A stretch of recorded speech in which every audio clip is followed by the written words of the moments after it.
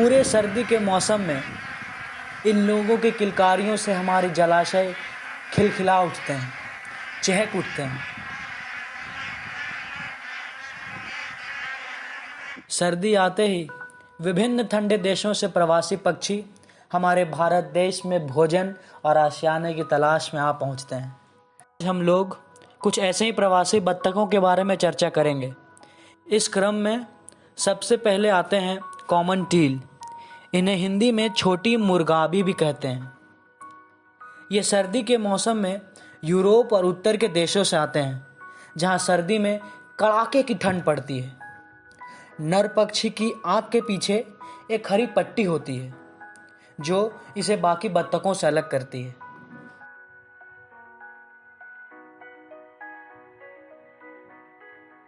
दूसरे नंबर पे आते हैं कॉमन पोचार्ड। हिंदी में हम इन्हें छोटी लालसीर बत्तख भी कहते हैं। दिखने में ये लगभग पालतू बत्तख सर्दी के मौसम में दूसरे देशों से हमारे भारत देश में भोजन की तलाश में आते हैं। पुरुष पक्षी का शरीर सफ़ेद और कंधे से लेकर के सर तक का रंग बादामी होता है। हमारा अगला पक्षी रेड क्रेस्टेड पोचार्ड है। हिंदी में हम इसे लाल सिर बत्तख भी कहते हैं। आकार में यह कॉमन पोचार्ड से थोड़ा बड़ा होता है। नर पक्षी का नारंगी भूरा सर, काला सीना और लाल होंठ इसे बाकी बत्तख से अलग पहचान देते हैं। वहीं दूसरी ओर मादा रेड क्रेस्टेड पोचार्ड मटमैले रंग की होती है। इसी क्रम में अगली बत्तख गढ़वाल है। हिंदी में हम इसे बेखुर बत्तख भी कहते हैं। खाना ढूंढते वक्त यह पानी में गोता लगाती है। माथा समेत शरीर का आधा हिस्सा पानी के अंदर होता है और वहीं पैर समेत शरीर का पिछला हिस्सा पानी के बाहर होता है। देखने पर ऐसा लगता है कि मानो पानी में यह गढ़वाल शीर्षासन कर रहा हो। हमारा अगला पक्षी गारगनी है। हिंदी में हम इसे चेता बत्तख भी कहते हैं। नर पक्षी के आँख के ऊपर एक सादी पट्टी होती है, जो इसे बाकी बत्तखों से एक अलग पहचान देती है।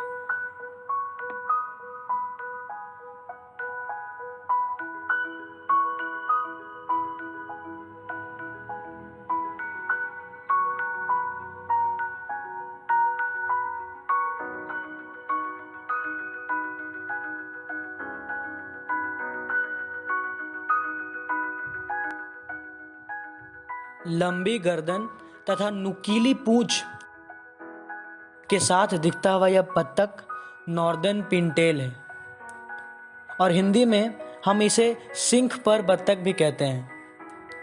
इसकी लंबी गर्दन तथा नुकीली पूंछ ही इसको बाकी बत्तख से अलग दिखाती है और नुकीली पूंछ के चलते ही इसका नाम पिनटेल पड़ा है।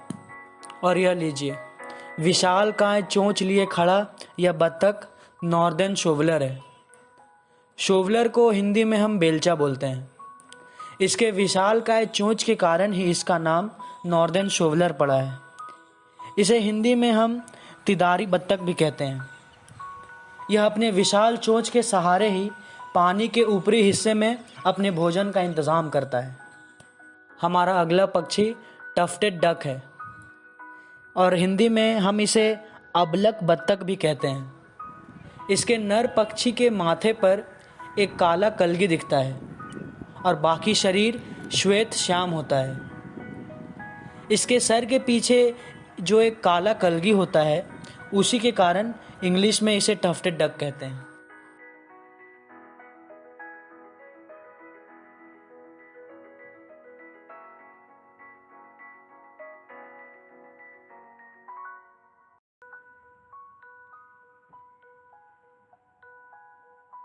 प्रवासी बत्तखों में यह सबसे रंगीन बत्तख रूडी शेल्डक है। हिंदी में इसे सुरखाब भी कहते हैं। यह विश्राम करते वक्त भी काफ़ी सतर्क रहता है। अपने आसपास यह यदि थोड़ा सा भी खतरा देखता है तो ना सिर्फ ये खुद उड़ान भरता है, बल्कि अपने अगल बगल के बत्तखों को भी सावधान कर देता है।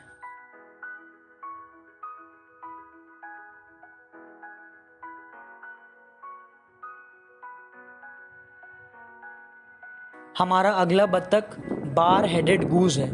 हिंदी में हम इसे सरपट्टी सवन भी कहते हैं।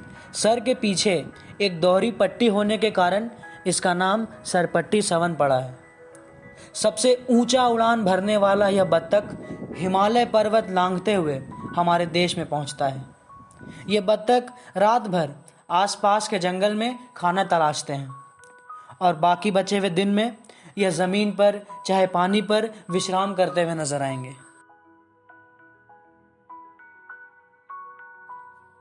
और यह विशालकाय बत्तख ग्रे लैग गूज है। हिंदी में इसे सिलेटी सवन कहते हैं। पानी में ठहरते वक्त इसकी गुलाबी चोंच इसे बाकी सभी बत्तखों से अलग करती है।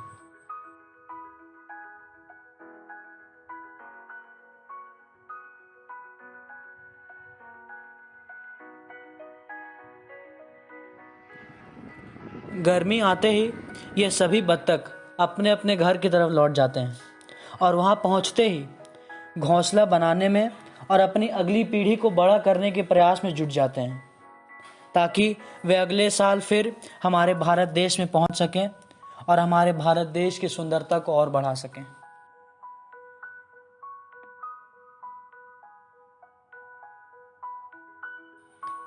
मैं आपको ये इन्फॉर्म करना चाहता हूँ कि बर्ड्स बडी क्विज़ के इस संडे के क्वेश्चंस नीचे दिए गए गूगल फॉर्म में मिलेंगे। अगर आपने अभी तक रजिस्ट्रेशन नहीं किया है तो प्लीज़ जल्दी जाइए और कर लीजिए। अगले संडे हम माइग्रेटरी बर्ड्स के बारे में चर्चा करेंगे और क्विज़ के क्वेश्चंस उसी से रिलेटेड पूछे जाएंगे।